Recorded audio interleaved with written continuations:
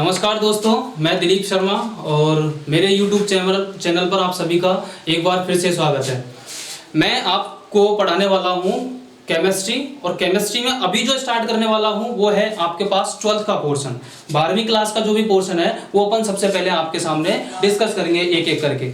ठीक है बेटा, तो देखना अभी सबसे पहले अपन बात करते हैं 12वीं का सिलेबस किस तरीके से है, 12वीं का पाठ्यक्रम किस तरीके से दिया हुआ है। सबसे पहले तो मैं आपको बात बता दूं, एक खुशखबरी है कि 12वीं के जो अपने पास एग्जाम पैटर्न है उसमें किसी भी तरीके का कोई चेंजेस नहीं आने वाला है, तो इसलिए आपको बिल्कुल टेंशन करने की जरूरत नहीं है। जो आपका पिछले साल का जितना भी जो भी सिलेबस है उसी को आपको फॉलो करना है।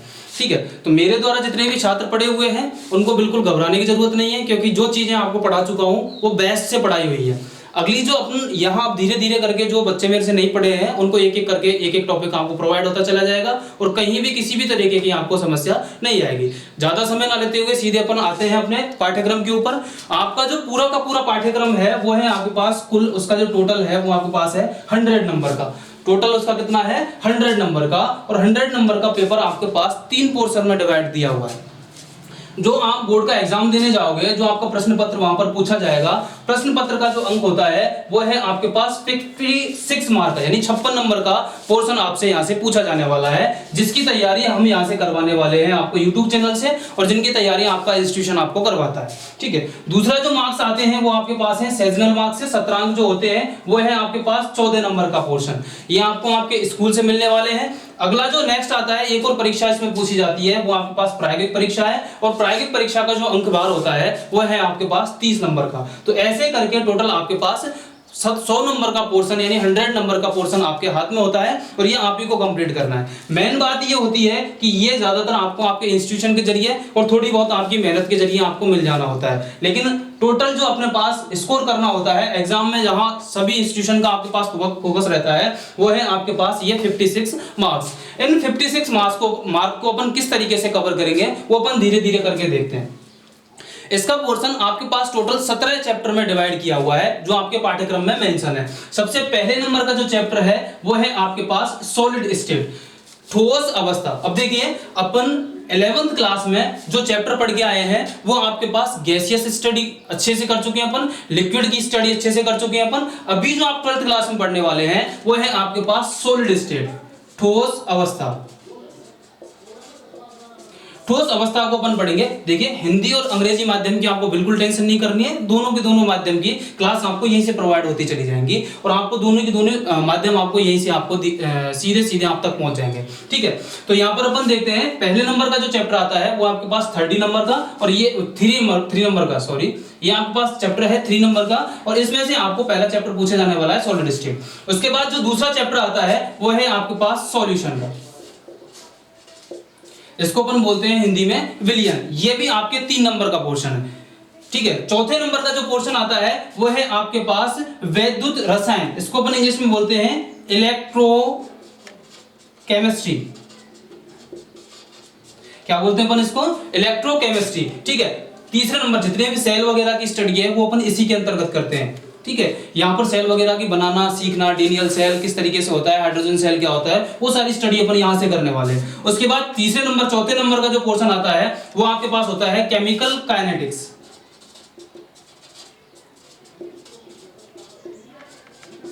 केमिकल काइनेटिक्स यानी रासायनिक बलगति, ये आपके पास चौथे नंबर का चैप्टर होता है, और इसका जो अंक भार रहता है वो आपके पास है 4 नंबर का। ठीक है, 5वें नंबर का जो चैप्टर आता है वो है आपके पास सरफेस केमिस्ट्री। सरफेस केमिस्ट्री, और सरफेस केमिस्ट्री का जो पोर्शन है वो है आपके पास 4 नंबर का पोर्शन। ठीक है, देखिए यहां पर जो अपन देखते हैं यहां से लेके यहां तक, यानी चैप्टर नंबर 1 से लेके और चैप्टर नंबर 5 तक का जो पोर्शन आता है, ये पूरा पोर्शन आता है आपके पास फिजिकल केमिस्ट्री के अंतर्गत।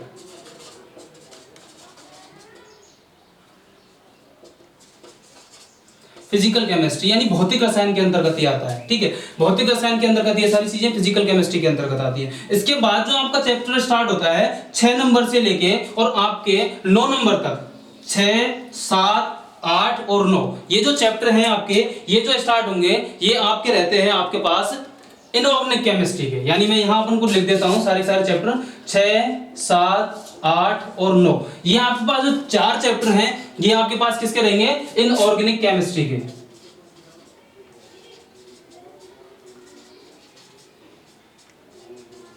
ये चैप्टर रहते हैं आपके पास इनऑर्गेनिक केमिस्ट्री के, ठीक है। और उसके बाद आपके पास जो 10 से लेके और 17 तक के चैप्टर जो होते हैं ये आपके पास पोर्शन रहता है ऑर्गेनिक केमिस्ट्री का।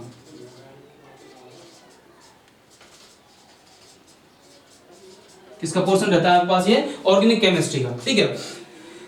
अपन ने डिस्कस किया हुआ है यहां तक, पृष्ठ रसायन तक। उसके बाद अपन देखते हैं यहां पर तत्वों के निष्कर्षण के सिद्धांत एवं प्रक्रम। ये आपके पास 6 नंबर का चैप्टर है। इसको अपन इंग्लिश में किस तरीके से ट्रांसलेट करते हैं?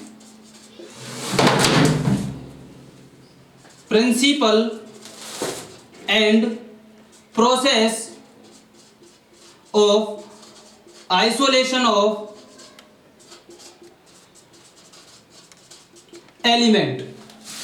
Principle and process of isolation of element, यहां के पास जो चैप्टर रहता है ये आपके पास कितने नंबर का रहेगा? 2 नंबर का। देखिए भाई, ये चैप्टर की जो अपने पास इसकी लिमिट है वो काफी ज्यादा है, काफी लेंथी चैप्टर है और लेकिन इसके मार्क्स काफी ज्यादा कम है, ठीक है। अब देखना लास्ट में जब मैं आपको सारे लेक्चर की वीडियो प्रोवाइड करवाऊंगा तो वहां आपको मार्क्स के अकॉर्डिंग सारी चीजें आपको अवेलेबल होंगी। जितना पोर्शन जहां से पूछा जा रहा है, बार बार रिपीट हो रहा है, उन्हीं चीजों पे अपन ज्यादा फोकस करेंगे, इन चीजों पे अपन ज्यादा समय खर्च नहीं करेंगे। यहां पर आपको वही मटेरियल प्रोवाइड करवा दिया जाएगा जो आपके बोर्ड से आता है। हालांकि ये chapter exam point of view, NEET वगैरह वहां से अपन देखते हैं, आईआईटी वगैरह में तो यहाँ से अच्छे क्वेश्चन पूछे जाते हैं, वहां पर डिस्कस करेंगे अपन, कुछ भी नहीं छोड़ने वाले, वो सारी चीजें आपको यहीं से डिस्कस हो जाएंगी। उसके बाद अगला जो चैप्टर आता है वो आपके पास आता है P block element, P block के तत्व।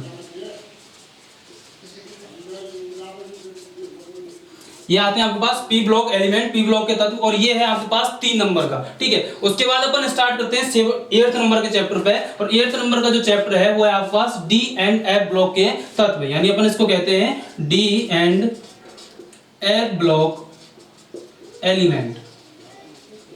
D and F block element, यहाँ आपके पास क्या है? D and F block element, यानी अपन ये कहते हैं कि यहाँ पर ये जो आपका पोर्शन है ये आपके पास 8वें नंबर का चैप्टर है और ये आपके पास है 3 नंबर का। देखिए यहाँ आप नंबर को ना देखिएगा, इसके बाद जो आने वाला चैप्टर है 9th नंबर का चैप्टर, ये आपके पास काफी ज्यादा इंपॉर्टेंट है, बहुत ज्यादा। खासकर ये इंपॉर्टेंट किसके लिए बता रहा हूं मैं? जो भी बच्चे आपके पास नीट वगैरह की प्रिपरेशन कर रहे हैं उनके लिए यहाँ से आपको बहुत सारे क्वेश्चन पूछे जाते हैं। यहाँ से आपको कम से कम 3 क्वेश्चन आपको इस जगह से मिलते हैं। इस चैप्टर को समझने से पहले आप डी और एफ ब्लॉक को समझना सबसे ज्यादा जरूरी होता है। तो मेरा जो भी अपने पास आपको लेक्चर प्रोवाइड करवाने का जो सीरियल रहेगा वो एकदम इस तरीके से रहेगा कि आपको किसी भी टॉपिक में कोई समस्या नहीं आने वाली। जैसे अपन 9th चैप्टर को पढ़ने से पहले 8th को ही पढ़ेंगे, 8th में अपन ऐसे नहीं चलेंगे कि कहीं से भी किसी चीज को कैसे भी पढ़ लिया, एक टॉपिक आप तक पहुंचेगा। बस आपसे एक ही रिक्वेस्ट है कि आप लगातार उन सारी वीडियो से कनेक्ट रहें, आप वीडियो को कोई भी वीडियो बीच का छोड़े नहीं, एक वीडियो को अपन साथ के साथ पढ़ते चले, तो एटलीस्ट जब आप कंप्लीट करोगे ये पूरा का पूरा पोर्शन तो आपके 56 नंबर खासकर जो बोर्ड के हैं और उनके अलावा 12th क्लास से जितने भी पोर्शन आपके पास नीट वगैरह के एग्जाम में पूछे जा रहे हैं वो यहीं से आपको पुट आउट हो जाने हैं और खूब सारी प्रैक्टिस करने वाले हैं हम यहाँ पे, ठीक है। उसके बाद जो 9th नंबर का चैप्टर है इसको अपन बोलते हैं उप सह संयोजक रसायन, अंग्रेजी में इसको बोलते हैं अपन कोऑर्डिनेशन केमिस्ट्री। क्या बोलते हैं अपन इसको अंग्रेजी में? कोऑर्डिनेशन केमिस्ट्री, ठीक है। नाम से ही क्लियर हो रहा है, कोऑर्डिनेशन केमिस्ट्री, यानी यहाँ पर जितनी भी बातें हैं वो कोऑर्डिनेटेड कंपाउंड की करेंगे अपन, जो उपसहसंयोजक यौगिक हैं उनके बारे में अपन ने बात करनी है। 10वें नंबर का चैप्टर है ये आपके पास हैलोजन डेरिवेटिव। जितने भी आपके पास हैलोजन के जो व्युत्पन्न है इनको अपन बोलते हैं हैलोजन डेरिवेटिव।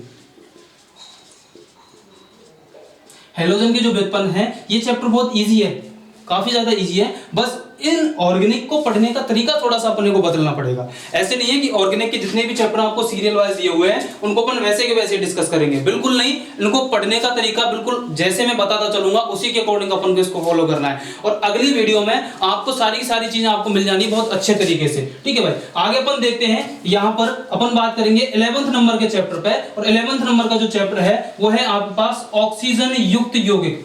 कौन सी यौगिक है आपके पास? Oxygen containing compound. Oxygen containing compound को दो भागों में डिवाइड करके पढ़ा गया है। यहाँ पर जो अपने पास तीन तरीके के यौगिक होंगे फंक्शनल ग्रुप कंटेनिंग, और यहाँ पे भी आपके पास तीन तरीके के फंक्शनल ग्रुप कंटेनिंग यौगिक होंगे। उनको अपन चैप्टर में जैसे पढ़ते चले जाएंगे, एक एक करके अपन देखते हुए चलेंगे। ठीक है भाई, अगला जो चैप्टर आता है वो है आपके पास नाइट्रोजन युक्त यौगिक, यानी nitrogen containing compound. Nitrogen containing compound, nitrogen युक्त यौगिक, ये आपके पास 13वें नंबर के चैप्टर की अपन बात करेंगे। उसके बाद आपके पास है जैव अणु, बायोमोलिक्यूल।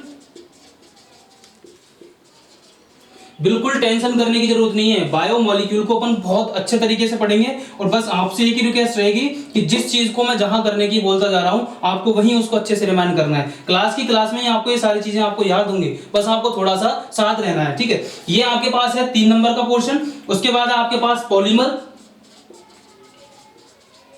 बहुलक पॉलीमर है आपके पास, और पॉलीमर जो आपका चैप्टर है वो है आपके पास 3 नंबर का। उसके बाद है आपके पास त्रिविम रसायन, स्टीरियोकेमिस्ट्री।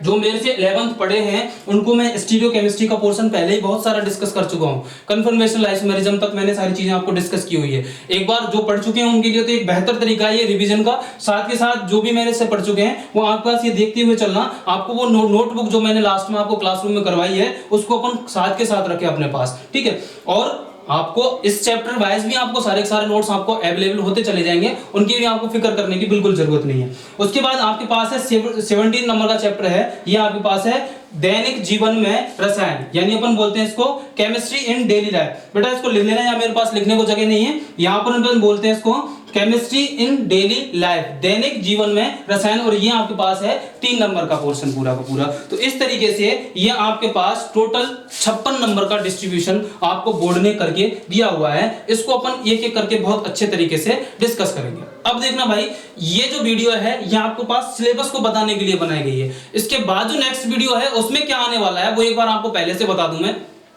उसमें अपन क्या करने वाले हैं, अभी फिजिकल और इनऑर्गेनिक का पोर्शन अपन साइड में रखेंगे। सबसे पहले अपन टाइम को देखते हुए, बहुत काफी सारा समय है तो अपन अभी इन चीजों को डिस्कस कर चुके हैं। यदि लास्ट में अपन ऑर्गेनिक को पढ़ेंगे तो अपने पास टाइम का बर्डन आ जाता है और उसको सिलेबस को करवाना थोड़ा मुश्किल हो जाता है। तो अपन पहले क्या करते हैं, सारा सारा पोर्शन ऑर्गेनिक का पढ़ेंगे। और ऑर्गेनिक का जो पोर्शन पढ़ने वाले हैं उसमें से अपन क्या करेंगे, सबसे पहले अपन स्टार्ट करेंगे जीओसी से। किससे स्टार्ट करने वाले बेटा, अपन जीओसी से इसको स्टार्ट करने वाले हैं। जीओसी का मतलब आप समझ रहे होंगे, जर्नल ऑर्गेनिक केमिस्ट्री। जीओसी का मतलब क्या होता है आपके पास, journal organic chemistry.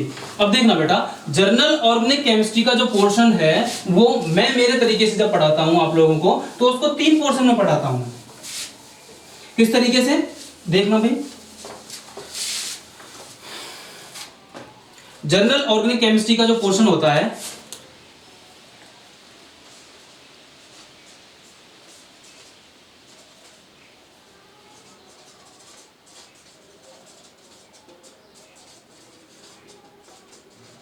General organic chemistry में सबसे पहला जो चैप्टर आता है अपने पास वो होता है आपके पास नोमेनक्लेचर। और नोमेनक्लेचर का बेसिक जो होता है, मेन जो अपन पढ़ते हैं वो आपके पास कौन सा होता है, IUPAC, nomenclature of compound.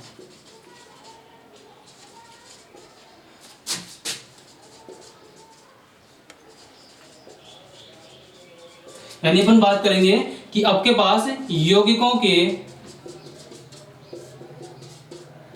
IUPAC नामकरण। ठीक है भाई, पहला जो चैप्टर आता है वो आपके पास ये होता है। उसके बाद जो दूसरा पोर्शन आता है वो आता है आपके पास आइसोमेरिज्म का। देखिए भाई, सबसे मेन बात क्या है कि अपन ये चीज पूरी की पूरी अपन जब कंपाउंड पढ़ेंगे, जैसे अपन 12th क्लास का सिलेबस डिस्कस कर रहे थे तो उसमें मैंने बोला था कि nitrogen containing compound, oxygen containing compound, halogen containing compound, तो इनका नोमेनक्लेचर अपन वहीं की वहीं साथ के साथ में पढ़ते हुए चले जाएंगे। लेकिन इनकी आइसोमेरिज्म का जो पूरा पोर्शन है वो अपन अभी स्टार्ट करने वाले हैं। इससे नेक्स्ट लेक्चर में जो आपको मिलने वाला है, जो आपको नेक्स्ट वीडियो मिलने वाला है उसमें आपको आइसोमेरिज्म का पूरा पोर्शन आपको मिलना है। ठीक है, और जो 12th में आपको पढ़ा जाता है वो आपको स्टीरियोकेमिस्ट्री, जो आइसोमेरिज्म का ही एक पार्ट है, उसको अपन डिस्कस करेंगे। पूरा का पूरा पोर्शन आपको अच्छे से मिलेगा और उसके भी आपको पार्ट वाइज वीडियो मिलते हुए चले जाएंगे। तीसरा जो चैप्टर आता है वो है इनकी केमिकल रिएक्शन, यानी अपन कह सकते हैं रिएक्शन मैकेनिज्म। रिएक्शन मैकेनिज्म के भी मैं 2 पार्ट पढ़ता हूं, जो आपके पास इसका पार्ट फर्स्ट होता है और इसका दूसरा पार्ट होता है पार्ट सेकंड।